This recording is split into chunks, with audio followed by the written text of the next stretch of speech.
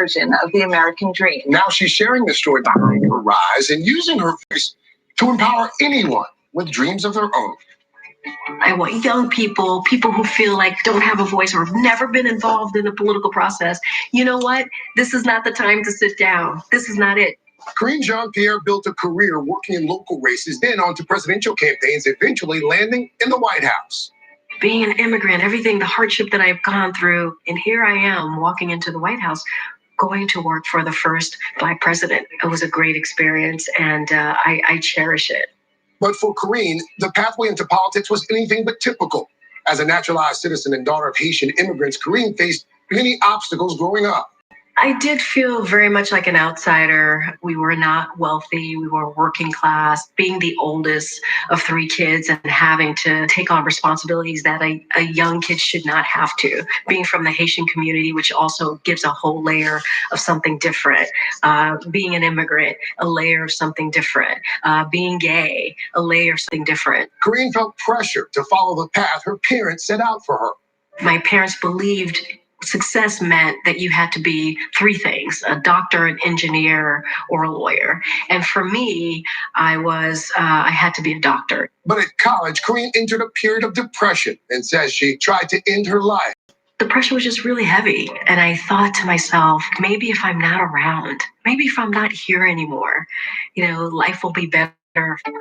Karine slowly pulled herself through the darkness and decided to pursue what really inspired her, invoking change in the nation she loves. I wanted to tell my story, my personal story, and be raw and honest, but also get people involved in politics, right? Do that call to action. Like, if you want to get into politics, you can do it. You can have a voice. And Karine is here with us this morning. Always good to see you. You're so busy. Keeping busy as the Chief Public Affairs Officer for Move On, MSNBC political analyst. That's usually where I see you. And now you've got this new book that you've written. It's out right now. It's called Moving Forward, A Story of Hope, Hard Work, and the Promise of America. What's the impetus behind the book? Wow. Well, first of all, thank you so much for having me here.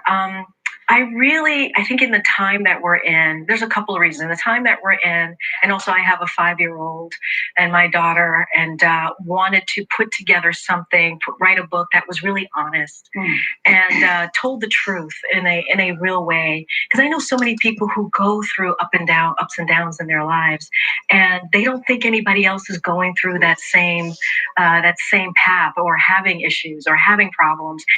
And, I'm lucky. I get to be on TV to talk to you guys. I worked in the White House, I teach. And I think many people feel or don't know what I've been through. And they think, oh, this must be her life. She must have a perfect life. And I wanted to be really honest. It's like, no, it wasn't perfect. It was really, really hard.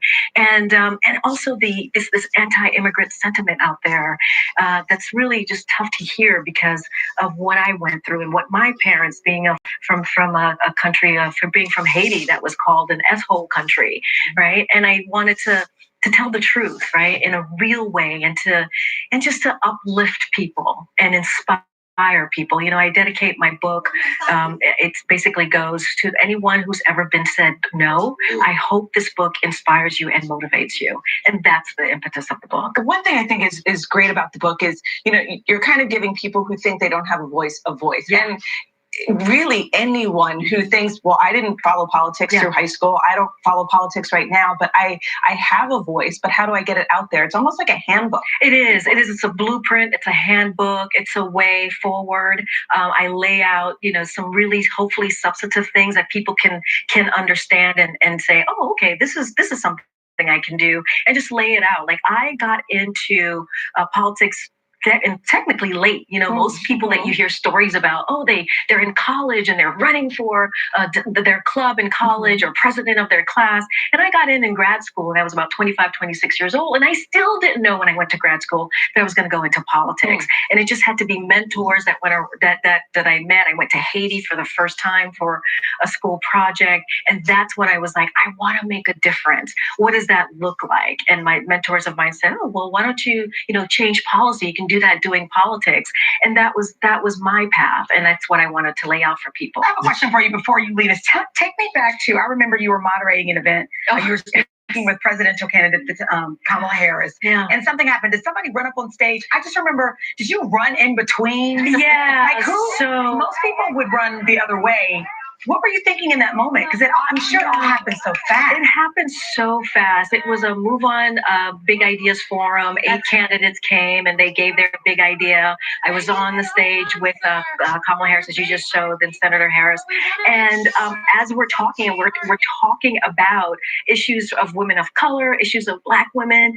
This white guy and his privilege came on stage, and it was scary because 24 hours prior there was the shooting at Virginia Beach, and you hear about these mass shootings, and you know that I'm sitting next. You on edge the whole. I was on edge when I saw him because I didn't know, and I'm thinking, here's a senator, a woman of color, Black woman running for president. I don't know what's going on, and it was honestly, it was just me reacting. Yeah, He should never gotten that close, and that was a big mistake.